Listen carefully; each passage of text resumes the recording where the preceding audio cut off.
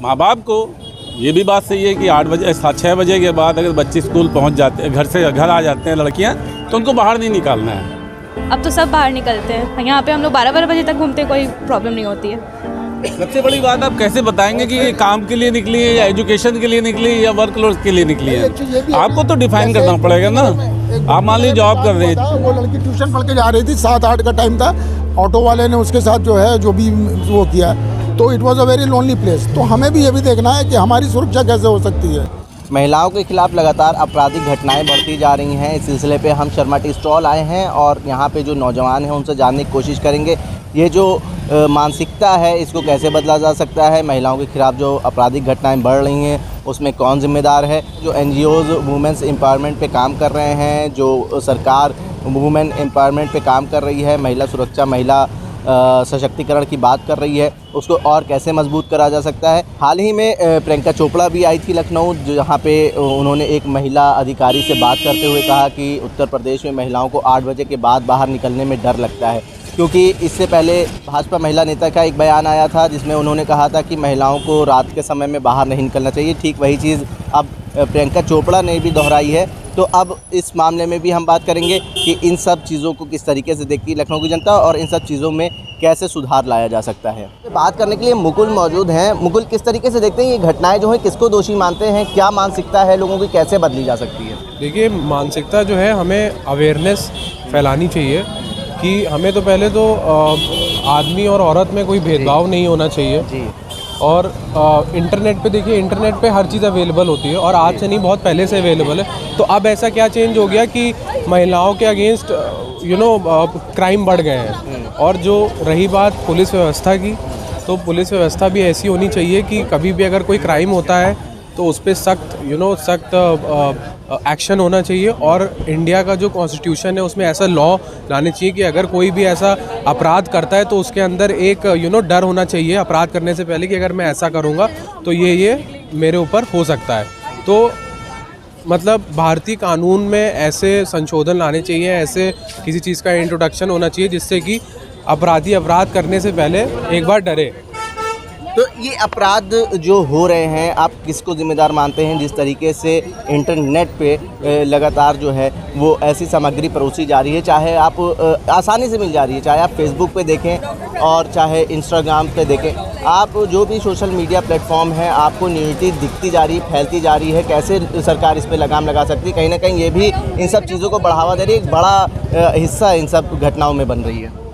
देखिए, रही बात सोशल मीडिया की, तो सोशल मीडिया पे हर तरह के तत्व होते हैं और शुरू से ही ऐसे तत्व रहे हैं कि पहले से न्यूडिटी रही है। ऐसा तो है नहीं कि नई अभी ऐसा कुछ आया है। और मेन चीज़ ये है कि जो हमारे यूथ हैं उनके अंदर सेक्स एजुकेशन की और ज़्यादा उनको अवेयर कराना चाहिए। हमारे यहाँ सेक्स एजुकेशन को टैबू माना जाता है कि उस बारे में बात नहीं करते हैं, इस वजह से क्राइम्स बढ़ते हैं। तो हमारे यूथ को इस चीज़ पे अवेयर कराना चाहिए कि भाई ये टैबू नहीं है, इसके बारे में आप बात कर सकते हैं। स्कूल में वैसे टॉपिक्स होने चाहिए और ज़्यादा उनको अवेयर करना चाहिए। नहीं, सोशल मीडिया पर तो देखिए हर चीज़ फ्रीली अवेलेबल है। अब उसको आप ये है कि आप सेंसर कर सकते हैं। अब जैसे आप जो बता रहे जैसे पॉर्न बैन करा, ये करा, बट सब कुछ ईजिली अवेलेबल है। उस पर आप VPN यूज़ करिए, तुरंत आ जाता है। तो उसको आप कहीं ना कहीं से, तो फिर VPN को आप बैन करिए या कुछ करिए, तब फिर उसको बेटर बैन करके क्या होगा। क्या नाम है आपका? विशाल मिश्रा नाम है मेरा। आफ्ताब वाला जो इंसिडेंट है, उस बंदे ने इंस्पिरेशन कहाँ से ली है? नेटफ्लिक्स पे एक सीरीज़ आती है डेक्स्टर। अब नेटफ्लिक्स तो बैन हो नहीं सकता, या ये जो सीरीज़ बन रही है ये बैन तो हो नहीं सकती। आप एंड में डाइल्यूट करके कहाँ पहुँचेंगे? इंसान की सोच क्या है, बस उसी पे आती है बात। लेवल पे काम होगा, उसका कोई रिजल्ट दिखेगा, उसके लिए प्रियंका चोपड़ा जैसे लोगों की ज़रूरत नहीं है। हम लोगों को नॉर्मल लेवल, जो ग्रास रूट लेवल पे जो लोग हैं वही आगे काम करें सशक्तिकरण के लिए, तो बहुत चीज़ें बदली जा सकती है। प्रियंका चोपड़ा तो यूनिसेफ की तरफ से आई थी, वो आई US से आई, शो करा, चला गया, वहाँ गई तो निगोहा तक थी वो वहाँ देखने गई थी, बट उससे क्या ही फ़ायदा हुआ? कुछ नहीं, वो आई चली गई, फ़ोटोबाजी हुई, पापराजी हुई, बस ख़त्म। यहाँ पे जो युवा हैं उनसे हमने जानने की कोशिश करी कि ये जो घटनाएं बढ़ रही हैं क्या इसमें कहीं ना कहीं जो सोशल मीडिया है वो भी एक अहम भूमिका निभा रहा है। और यहाँ पे और भी लोग हैं, उनसे हम बात करेंगे कि उनका क्या कहना है इन सब मसलों पे, क्योंकि नौजवानों से तो हमने बात कर ली, यहाँ पे जो सीनियर्स हैं उनसे बात करते हैं कि क्या है। सर, लगातार जो है महिला अपराध बढ़ता जा रहा है। दिल्ली में श्रद्धा के बाद निधि गुप्ता का लखनऊ में हत्या की हुई, अब आजमगढ़ में भी एक ऐसी घटना सामने आई है, महिला के टुकड़े करके कुएं में फेंका गया है। क्या लगता है आपको, ये कहीं ना कहीं सोशल मीडिया पे जो ऐसे न्यूडिटी परोसी जा रही है वो जिम्मेदार है, या सरकार कहीं ना कहीं फेलियर है इन सब चीज़ों में? नहीं, सोशल मीडिया में जो ये चीज़ें फैलाई जा रही हैं उसका बहुत बड़ा इम्पैक्ट है। और जहाँ तक सरकार का है तो सरकार के साथ साथ ये सोशल रिस्पॉन्सिबिलिटी भी है। सोसाइटी में रहने वाले जो लोग हैं उनको अपनी फैमिली में अपने खास करके बच्चों को थोड़ा बहुत तो देखना ही पड़ेगा। जहाँ जहाँ पर नहीं देखा गया वहीं पर ये कांड हो रहे हैं। पहले के मुकाबले कितना ज़्यादा मुश्किल होता जा रहा है अपने बच्चों के ऊपर नज़र रखना? जैसा मैंने कहा ना कि जैसे सोशल मीडिया का जब से आना हुआ है, बच्चे अब मोबाइल पर रहते हैं। अब वो क्या इन्फॉर्मेशन ले रहे हैं, कहाँ से ले रहे हैं, कैसे ले रहे हैं, हम नहीं पता कर सकते हैं, क्योंकि हम 24 घंटे उनके आगे पीछे नहीं घूम सकते हैं। तो और क्या नाम है आपका? राजकुमार। सबसे बड़ा जो दोष है वो मैं सोचता हूँ स्कूल का है, क्योंकि जो स्कूल का एजुकेशन सिस्टम आ गया है वो आ गया नेटवर्क पे, इंटरनेट पे। अब जो पहले माँ बाप मोबाइल नहीं देते थे बच्चों को, मजबूरी में उनको देना पड़ता है। क्या कहते हैं कि ऑनलाइन क्लासेस की वजह से। ऑनलाइन क्लासेस कितनी होती है वो पता है। उसके बाद उनका भाई फेसबुक, और जो इससे सबसे और इससे बढ़कर के आ रहा है इंस्टाग्राम, इसने सबसे ज़्यादा जो डैमेज किया है। फेसबुक तो पीछे हो गया, इंस्टाग्राम में आप बच्चे माँ बाप के साथ अटैच नहीं होना चाहते हैं, वो अपना इंडिपेंडेंट रहेंगे, अपना लॉगिन पासवर्ड आपको फ्रेंडशिप एक्सेप्ट नहीं करेंगे, तो आप कहाँ से नज़र रखेंगे?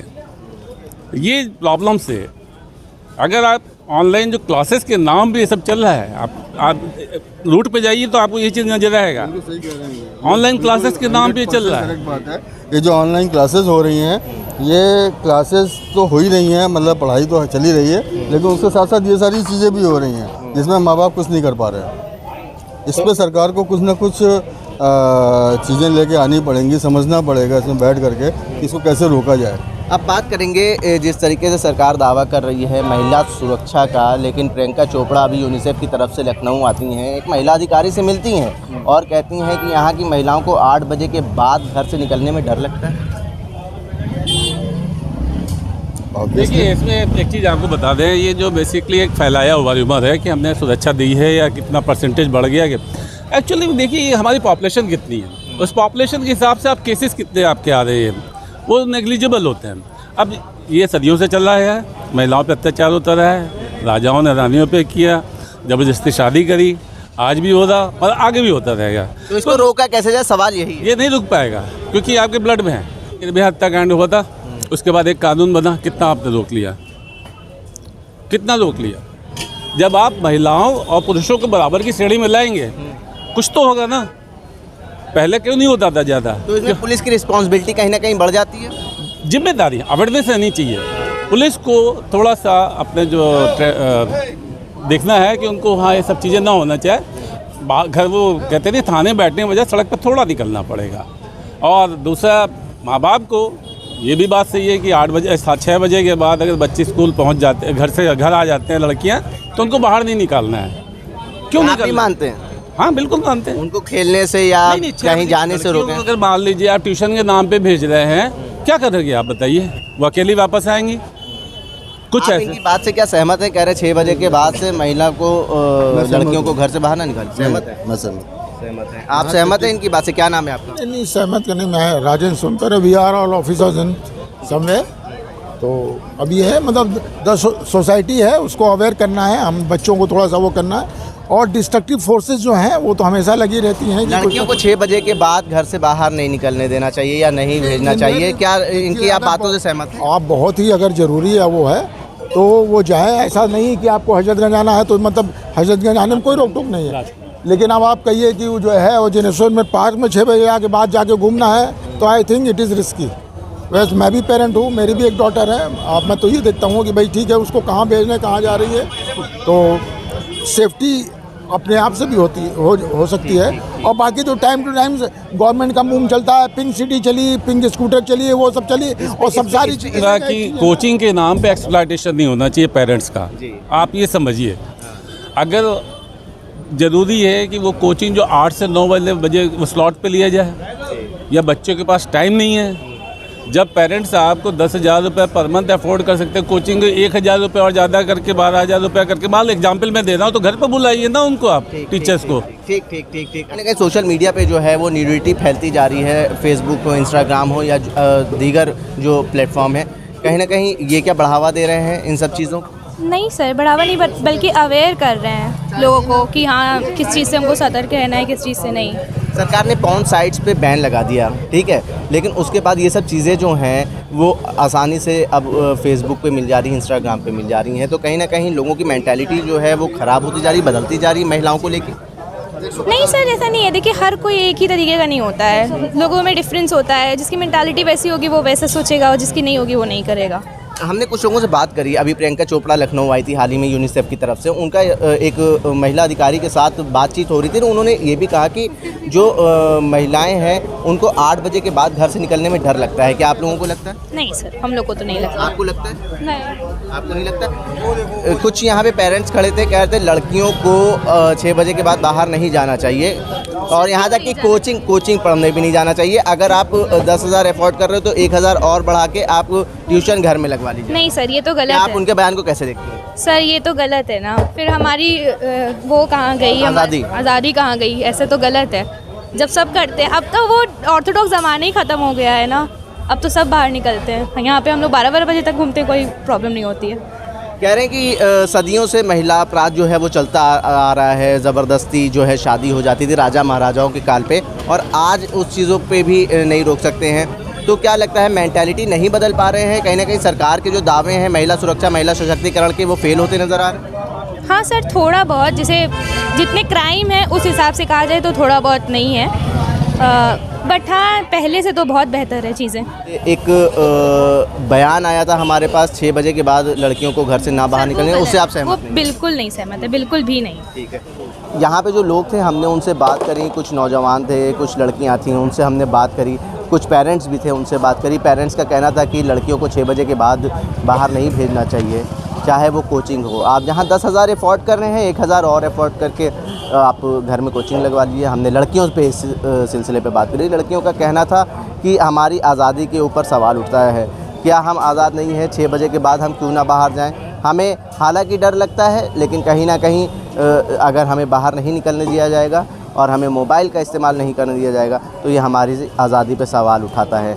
दूसरी ओर जो लड़के थे, जो नौजवान थे, उनसे हमने बात करी तो वो कह रहे थे कि ये मानसिकता जो है ये नहीं बदल सकती, और इस मानसिकता को बदलने के लिए कहीं ना कहीं जो NGOs हैं उनको सामने आना पड़ेगा, और महिलाओं के खिलाफ जो बढ़ते अपराध हैं उस पर बात करनी पड़ेगी, सेक्स के ऊपर बात करनी पड़ेगी।